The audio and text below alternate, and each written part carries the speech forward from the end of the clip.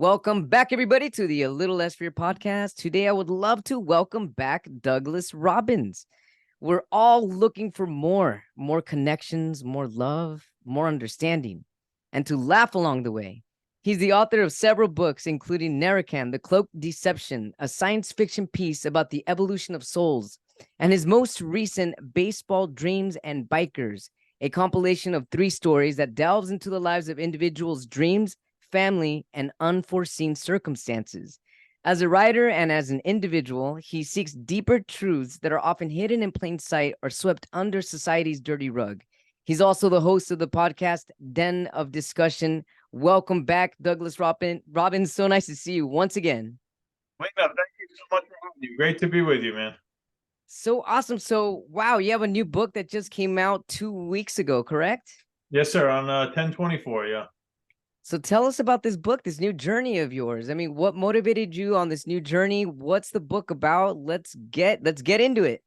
Well, let me show you the book because I love the cover. Sometimes I love the covers more than the actual stories, but Dude, I love that Baseball cover Dreams too. and Bikers. It's funny, like I've been writing these stories that I had never had intended to put them together. The story, Baseball Dreams and Bikers, was a separate story. Another one called Someone Anonymous, the opening story, and then another one called Charlie Hero. Never in a million years did I think, oh, there's a current or a theme that runs through all of them. And then as I was kind of finishing them and thinking, okay, maybe I need this book to be a compilation, I started thinking, oh, these stories all go together because they're all about dreams, regrets. Who do we become when we don't uphold our dreams or hold on to them?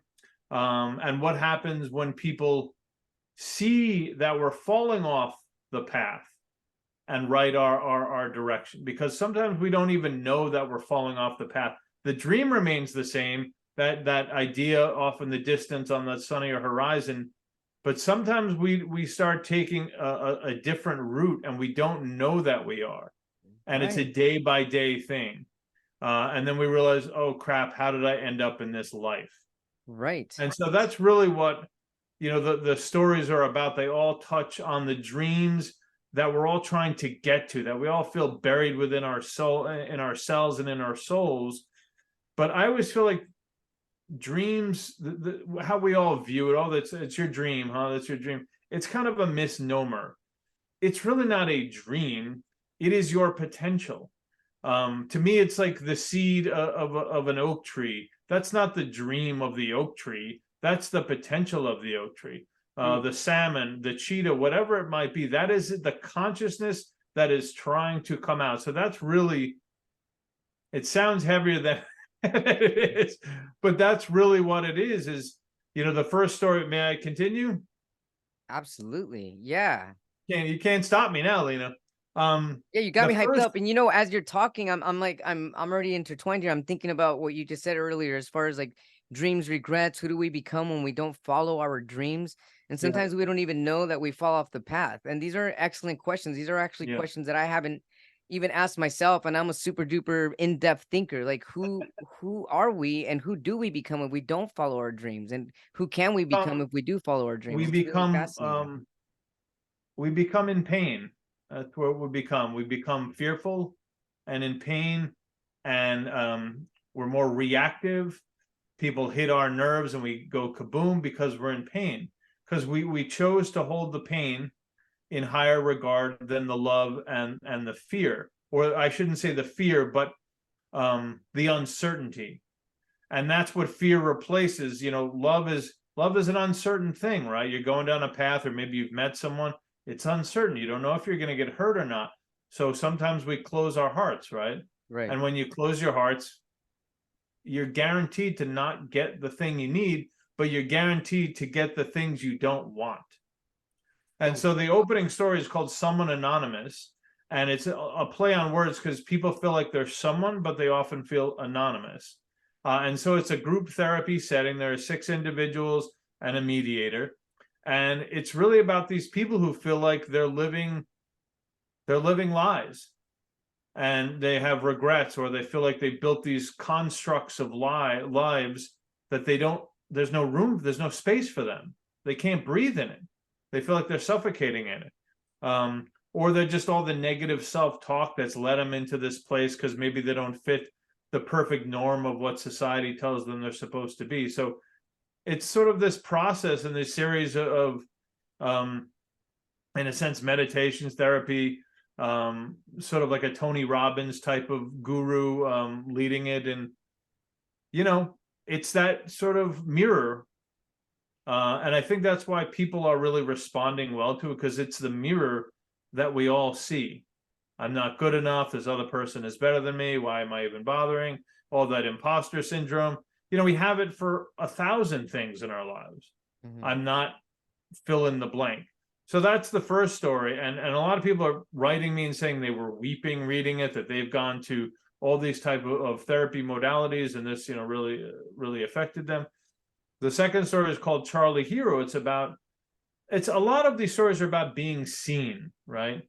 So Charlie Hero is a 50-year-old man, very innocent soul. He lives and works in New York City at a bookstore. Everybody there is half his age, and he has one self-published book on the back shelf where no one ever goes, basically. And so this woman comes in, this sort of haughty, high-end, high society woman, says, "Where are your bestsellers?" And he says, "Oh, they're over there, but you should try, a book in the back. It's really good." And she's like, "I'm not going to try to read some book that no one's ever heard of." And so she really rejects him outright. And he realizes by a series of events that if he doesn't take life into his own hands, he's going to die this way, because he's getting older and he's Right. feeling mortality. And so even though he's a very innocent soul, he gets this crazy notion in the middle of the night that he has to take measures, drastic measures, to get onto the New York Times bestseller list, because he feels like that's the only way he's going to be seen.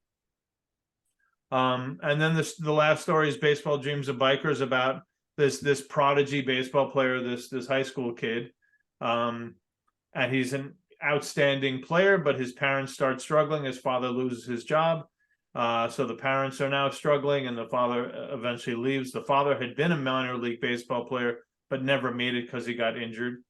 And so again, a lot of strife at home. So now the mother is a single parent, and the kid starts going off the path, starts getting into drugs a little bit, more just for relief. And there's some people around him that are trying to manipulate him, basically.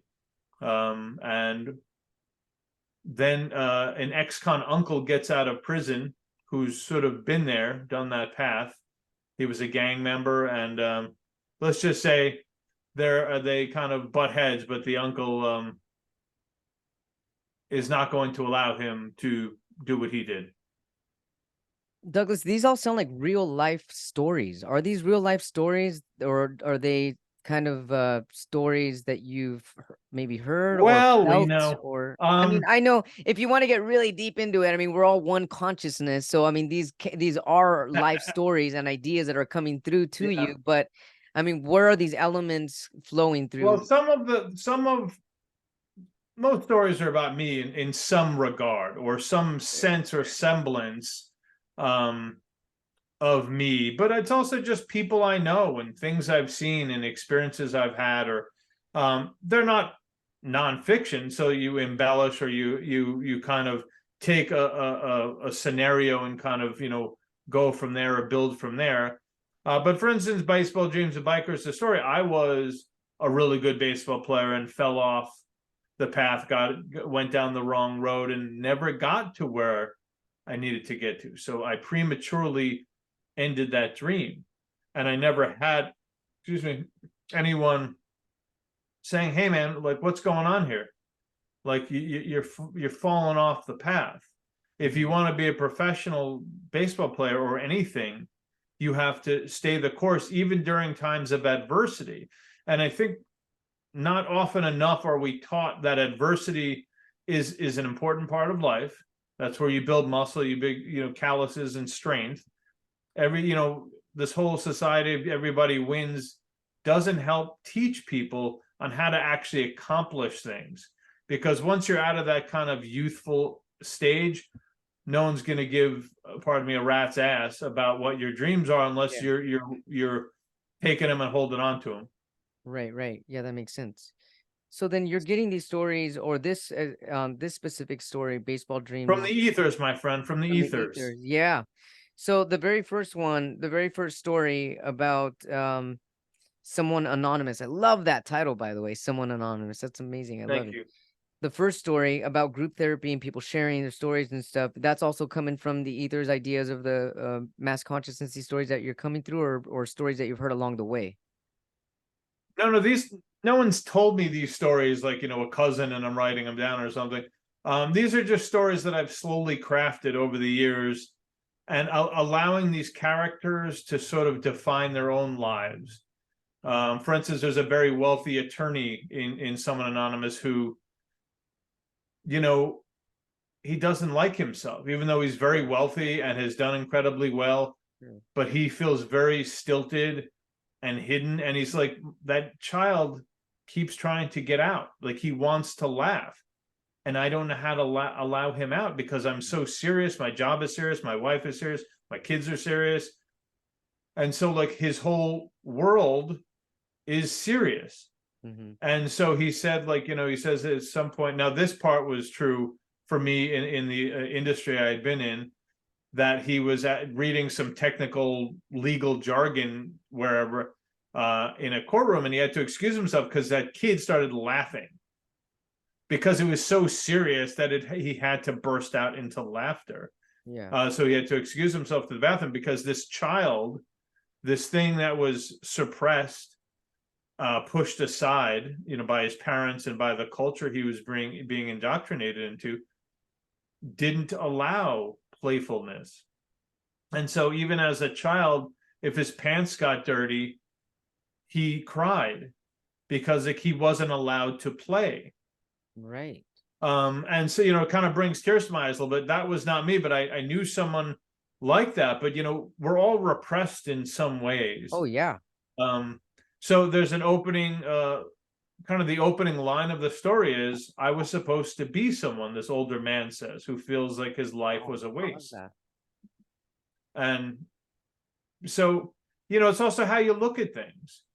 So the older man who feels like his life was a waste because he worked in insurance and whatever, he didn't fulfill his dreams. He wanted to be a writer.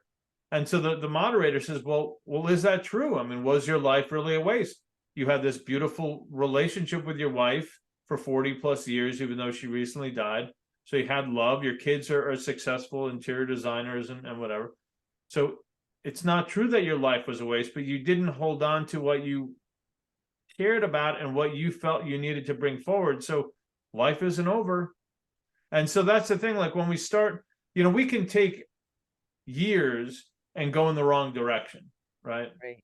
And it's heavy and it feels horrible. And we think there's no turning back. Like we're lost causes, right?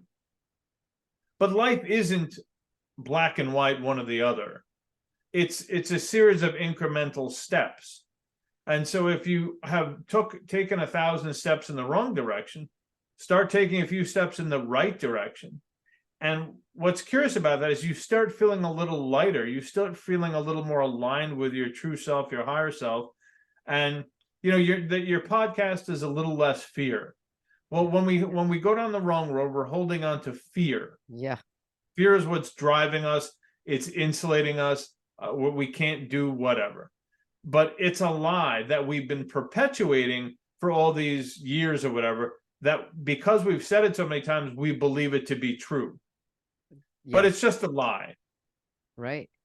And, that's the thing with the brain. It doesn't necessarily care. The brain doesn't care if you reach that sunnier horizon. Your heart does. Your emotions do. The brain will just say, all right, this is where we are. Let's keep you in this box. Right. But the problem is the box is a deadly place, or can be.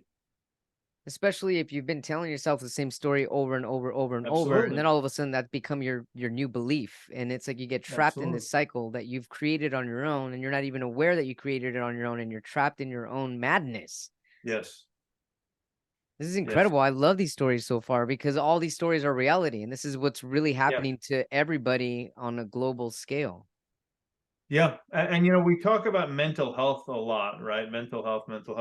And like mental health it's such a strange thing. It's like, well, of course you want to have good mental health, or you want to be positive, or, it's a strange thing, mental health, because the truth is that we're often mental unhealthy, right? We're sick because we're holding on to these horrible things. We're trying to escape into social media to find that reflection, to find that piece of ourselves. You ain't going to find it there. And then the news is so, invasive, and you feel powerless, and it's so divisive and angry, and you just feel like, oh my God, life is I can't compete with all this. But when you stop doing all that and disconnect a little bit and go to nature and read positive things and listen to positive podcasts and put positive things into your head, that mental health changes. It starts changing. The neuroplasticity of the brain starts changing. I don't know if, I'm sure you know of Joe Dispenza. Yeah, absolutely. And so he's brilliant. So he says, look, your past is so familiar, meaning you're just repeating yourself. Yeah. And it becomes a predictable future. Of course it does, because if you're saying the same things every day, you're going to have the same results. Yeah. But the only place to change is now. That's how you change, is, as he calls it, the sweet spot of the present moment. And that's exactly where change happens. It's not going to happen yesterday, and it's not going to happen tomorrow or even 5 hours from now. It's going to happen right here in the present moment, as we are speaking and thinking in the current moment. Yeah. You know what? You said something interesting right now, Douglas. You said disconnect and go to nature. It's so interesting that how that makes sense, but also it seems so backwards. We should connect and go to nature. Nature connect to nature, disconnect from the noise.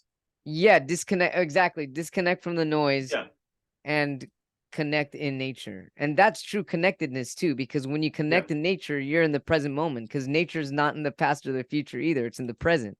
Nature is not asking anything of you. Right. It's not saying to be beautiful, or to be an influencer, or to have an amazing Instagram page. It doesn't say to be rich. It doesn't say to have a Lamborghini. It embraces what you are, be what you are in nature, and that's where you bloom. And so that's the thing. It's like we get so tricked that by this consumerism, that we're supposed to buy all this crap and have all this stuff, hanging from our necks, basically, or on our walls.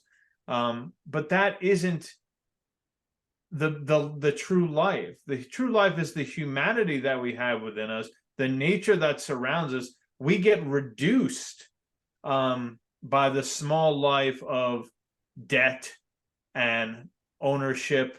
I mean, it's nice to own things, but it also owns us. Yeah. Right. So that's the danger. And I got to have that new car because it's instant gratification, but now you're in debt. So these are really dangerous things, storylines that the brain comes up with, right? Oh, that's going to, satisfy. Well, the car, maybe for a day or two, is going to do that. And then something else is going to come along and go, I need that too. Nature is never like that. And when you have friends and you're laughing and you're in bliss, you are never wanting of anything. That's so true. And that's absolutely true, because that's the truth about joy. Joy doesn't ask for anything else, and joy doesn't want more. Joy is joy, and joy is in the present moment. That's so amazing. Right. I love it. Yeah. And so if we seek that out more, that can balance it out a little bit more. But, there's a great line, and I'll never forget it, and I've quoted it 1,000 times. It's an old Jethro Tull line, a prog rock band or progressive rock band. And the line was from a song called Skating Away on the Thin Ice of the New Day. And he said, we were born to society born to humanity and sold to society. Yeah, that's so true. And that's the trick, right? Be good little worker bees, buy crap, watch TV, do it again. Oh my goodness. And what's crazy is, as you said that right now, one of the things I thought of, like being born to humanity and sold to society. Like when you're sold to society, that's where disease starts. That's where imbalances start. That's where disharmony starts. Being sold to society. And that's actually what, as you were talking about earlier, going to social media, kind of trying to seek that validation, that outside validation, that's again selling yourself to society, even though there's no price tag, but the price tag is actually pretty hefty in the long run. price tag is your soul, really, and your identity, because it's very superficial, you know, social media, you know, right? I mean, so look how beautiful I am. Look at this great picture, this pose I'm in, like, right? It's all for the camera. Your life isn't that. Right. Nobody's life is that. Right. Even the best social media, I mean, they have people are people. Everyone's got something they're going through. That's for sure. That's for sure. And there's just so much noise because it's a feed. It's just these crazy algorithms that could just send you God knows what, and you have no choice. And it's just, oh, you get bombarded. Brain is not designed to handle that. That's overload. That's overstimulation, you know. It's overstimulation, and it takes away from the true interconnectedness of our authenticity. Speaking of interconnectedness and this conversation that we're having, how do you define interconnectedness? You know, let me first say, I'm going to say the last thing about social media. We go there because we're trying to escape some discomfort. We go there because we're trying to find that mirror or someone like us. It's not the place you're going to find it. You have to work a little harder to find that. Absolutely. You know, so interconnectedness. I had done a podcast on this a few months ago about the shared DNA of all creatures on the earth. And the slug, the dolphin, the bird, the tree. I think the trees have like 50% of the same DNA that we share. You know, slugs, dolphins have like 70%, et cetera. So talk about interconnectedness. That's amazing. These are our cousins, our brother, sister, however you want to refer to them. We are distant relatives. And I think that's why, like, it's so innate with us. I don't like cutting trees down. Yeah. It's heartbreaking when you see a dead animal on the side of the road. You know, like, and generally speaking, like, we all feel this deep sense of connection and longing to animals, you know, dogs, cats, whatever, the wilderness, giraffes. I was down in Costa Rica a few weeks ago and we saw a sloth. And it was so incredible. There was like 30 of us and we all waved like, hey. And he literally took very slowly, turned and went like that to us, and then went back to the tree. It was like the craziest thing. You know, like you see strange animals together. I saw some video of like a bear and a wolf were like best friends. I Or love like it. I was driving. This was a few months ago. Also, I live kind of in the country, and it was a windy road, and a fox ran out into the road, and then he kind of waited, which was strange. And you would think maybe babies are coming or something. No, a raccoon was. Once the raccoon caught up to him, they took off again. Oh, I love it. And so interconnectedness to me is so much beyond what the brain thinks it is. It's this way broader self that, like I said, connects us to nature, wants to see healthy rivers, dolphins, etc. Is always amazed when you see a bald eagle or a cardinal or whatever it might be. And so similarly to people, I love meeting strangers because strangers have stories. Strangers are people that I don't know. And yet no one is all that different, right? I mean, you might have different beliefs or whatever because how you were brought up or whatever it might be, or religious beliefs or whatever it is. But generally speaking, people still want love. They want sharing. They want friendship. They want laughter. They want to take care of their kids. So like, there's a deeper interconnectedness, that collective, that I think, again, the society and the powers that be, corporations, whatever you want to, assign it to, tries to sort of alienate you from that. That you don't need friends, you need these blue jeans. You don't need, like a trip to the beach. You need to buy this car because the car means you're cool. Right. But when I'm at the beach, oh, I feel very peaceful. Very peaceful. Oh, me too. I'd love to. I don't feel peaceful in a car. I agree. There's actually anxiety in a car. Right. That's really incredible. I love how you talked about interconnectedness right now. And then that's why your book is so incredible, because you are interconnected and you see these values in everything that's all around you, nature, people, stories. and you're able to write these stories because you are connected to everything, to everyone, and you Thank you. did it. So, Yeah, it's incredible. I sorry love to it. interrupt you. Go ahead. No, I love that. So it just came to me, so I'm just gonna just bounce off what you're just saying. So I mentioned there's an uncle who gets out of prison, and he was in prison for 10 years, and he's a big tough dude, and he's now living in a trailer. So his sister, his younger sister, and were the son with the high school player, baseball players. So they have about 3 acres.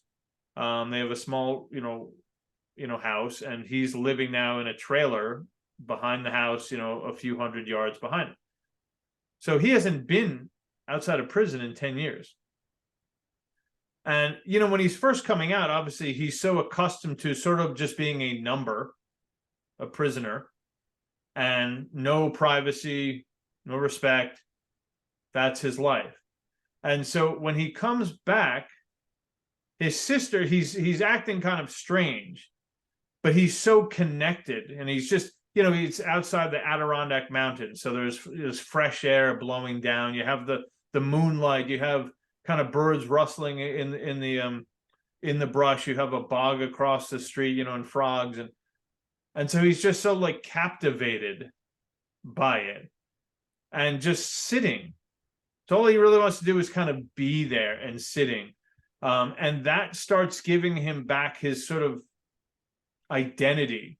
Yes. That identity, once again, that was sort of pushed aside by all the noise of the world and all the bad things he did, and just to sit out there and be quiet. And again, no one's asking him, but more importantly, no one is judging him.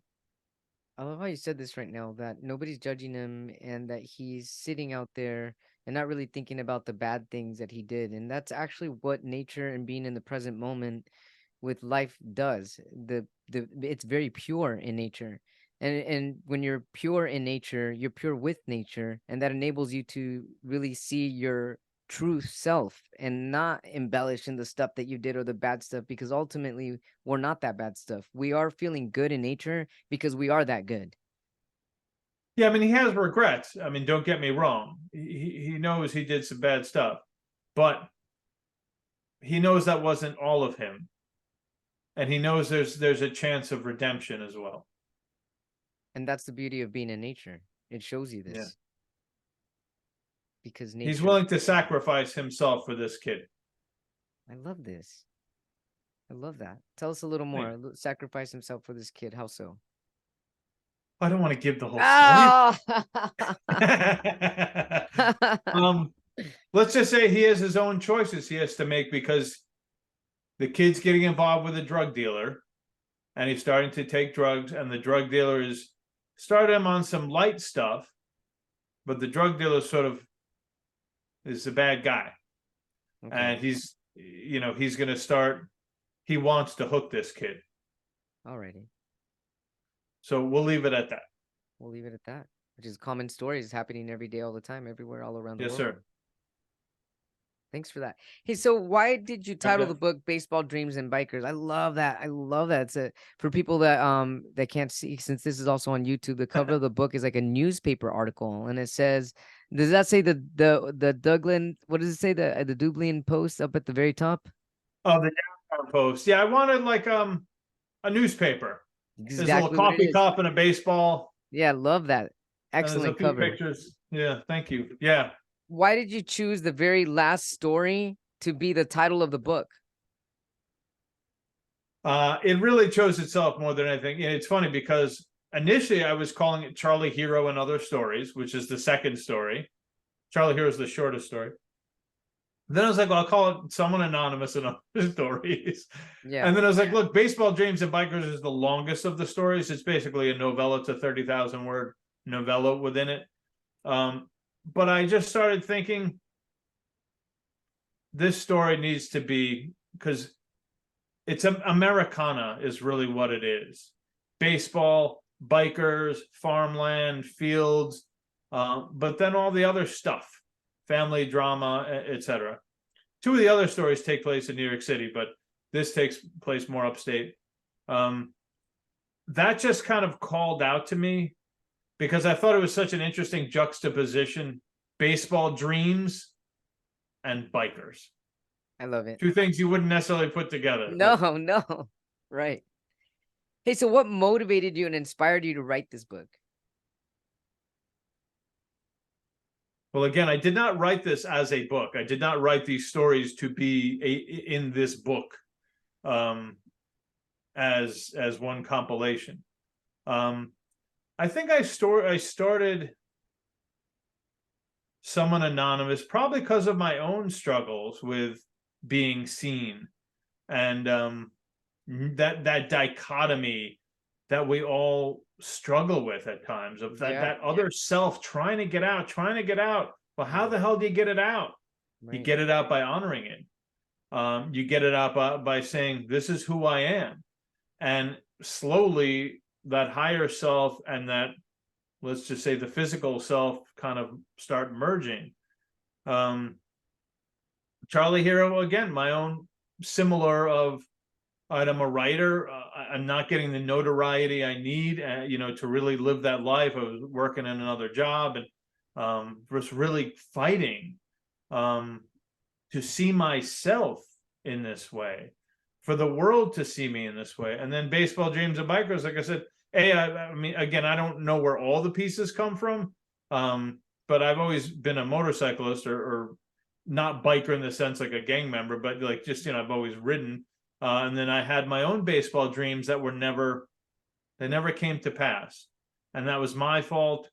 People around me didn't really notice that I was struggling. I didn't know how to ask for help. And, so it died on the vine. It died prematurely. So I think this is the way of honoring things, of saying, hey, let's put a spotlight on this. Maybe there are other people who have gone through something similar. Oh, I'm certain of it. So Douglas, if these stories, or some of these stories, are reflections of your inner truths, how did you feel writing them out and it now being published? Do you feel that you have a voice now to that other self or selves of yourself? How many selves do I have? I know. The people do. We have different selves. We do. It is true. Different facets, different ages, and the child and the teen and the adult, and I always, all of my writing is a reflection of that. Love in a Dying Town, Narican, even though it's sci-fi, it's really about the self, and how media manipulates and information is manipulated, but it's also about us healing and us evolving. So what was the question again? Do you feel that now that you've reflected and had some inner reflections and created a compilation of stories, do you feel that you have some more clarity about yourself, that you voice these inner reflections that perhaps you didn't have a voice to before? I think I'm proud of it. I'm proud of it because I've gotten, again, all great ideas die in the dark. And I feel like I think we're discussing before the show, like I have a marketing team around me now. I have a PR person, I have a social media. I have these really sharp people. I could never do all the stuff that they're doing. And so I'm so grateful because they're helping me bring it to the light, and nobody builds anything alone. Nobody. It takes a village without a doubt. And so I'm really grateful because I've had this burning sense forever that I need to get this information out, because this is part of how I, in my small piece, affect humanity and affect choices and affect others. And part of the whole writing thing is I don't want people to feel alone. I have felt very alone in this life sometimes, and sometimes a good story or whatever, a writer or whatever it might be, music, lyrics, you don't feel alone. And I think because of that, that gives us just the strength to say, I'm not alone. Talk about interconnectedness. I might not even know you and we could be interconnected. and vice versa. I might be listening to music for 20 years and it's kept me going, and you don't even know who the hell I am, and it doesn't matter. There's interconnectedness. It doesn't even need to be something we're conscious of, but that's the deeper beauty of connecting with people, is we are similar. And yeah, it's not for everybody, but there are, I guarantee, millions of people that would connect to this, and or millions of times I would connect to something else. And this is the beauty of that deeper humanity. I love that, Douglas. Definitely. I mean, a lot of people feel alone without feeling that sense of interconnectedness. And you revealing a It's lot a of these terrible stories. feeling. Terrible It is. feeling. It's an awful feeling. It's an awful feeling. And I hear it often, more often than not. People feel lonely. They feel lonely. I They think feel that is lonely. our society. The design of our society is that, and that's why people start taking their own lives, because they feel life is worthless and futile. But if you lived in a different, let's say, indigenous type of society, or maybe you're in a tribe of some sort, and everyone plays a role, and everyone talk about interconnectedness because you need it to survive. That is very hard to be in a dark place, because there is meaning So to your true. life. So true. I never thought of it that way. And everybody's working together as a huge family. Right? There's no time to feel alone at that moment, No, no, especially if it's for there is survival. no loneliness. Right. I love this. I love that, Douglas. And so overall, the biggest takeaway of your book, or at least one of the biggest takeaway, is that you're not alone, and that people all have similar pains and sufferings, and that there's stories to grow from and expand from everything that you've gone through in your life, even if you don't follow that dream that you initially had. The biggest takeaway for me is that we are all potential. I love that. We are all potential. And the beauty of your beauty, my beauty, whomever's beauty, listener's beauty, is that potential. That is where glory is. That is where joy is. That is where celebration is. We are not all the same. We do not want all the same things, in that I did not want to be an astronaut or a fireman or something. Maybe you did, or maybe, whatever it is. So there's a beauty to everyone to bring forward. But what happens is we get jilted and stilted and beat down, and we Yes. hide away because of someone around us or society or whatever it is, and our own voice starts saying, yeah, you're an idiot, don't do that. Join the group. Yeah. Yeah, but there's no freedom in the group. There's no individual, celebration in the group. So that's the danger when we go to the group for safety.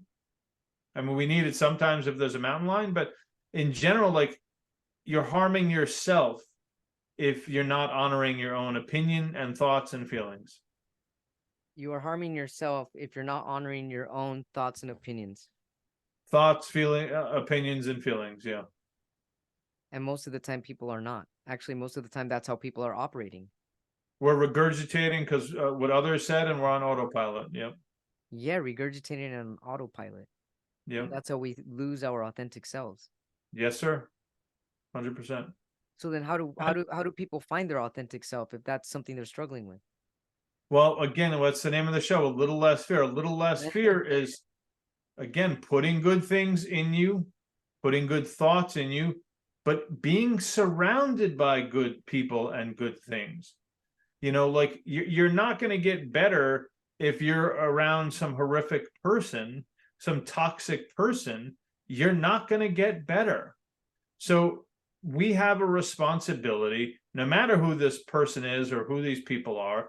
We have responsibility to ourselves, to God, to some higher self, to the purpose. The whole reason we're on this planet is to fulfill that potential. And we all have to stop compromising and sacrificing for someone else, because we're safer now. If I play the game, I'm a good little boy, good little girl playing this game, you're never gonna get what you think you're getting. And the person, whatever it is, you're not even allowing them to be authentic, because you're playing a game with them. Exactly. So if you're not being authentic in your own voice, you're not allowing other people to be authentic in their voice. And you're Right. basically being inauthentic together and not allowing expansion to take place naturally. It's easy to be conditional, right? Because we're groomed to be conditional. We're taught as kids, don't do this, do that, don't do that. Like, okay, mommy and daddy like it when I behave this way. I get cookies this way, or I get rewards. I get their love this way. But that's a dangerous thing, especially, it's one thing as a child because you're vulnerable and you're reliant upon them. But as an adult, if you're still behaving this way, I mean, I've had to go through some of the stuff myself, just like, oh yeah, why am I doing the dishes? Is it so my wife pats me on the back and basically that good little boy? Or am I doing the dishes because the dishes need to get done? Right.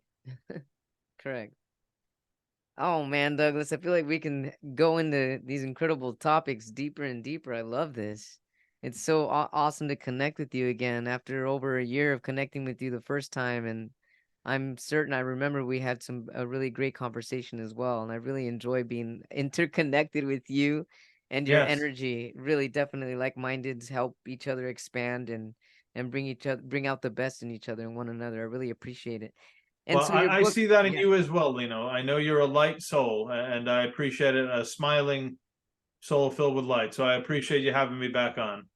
And I appreciate you seeing yourself in me because we're mirroring each other. That's for sure.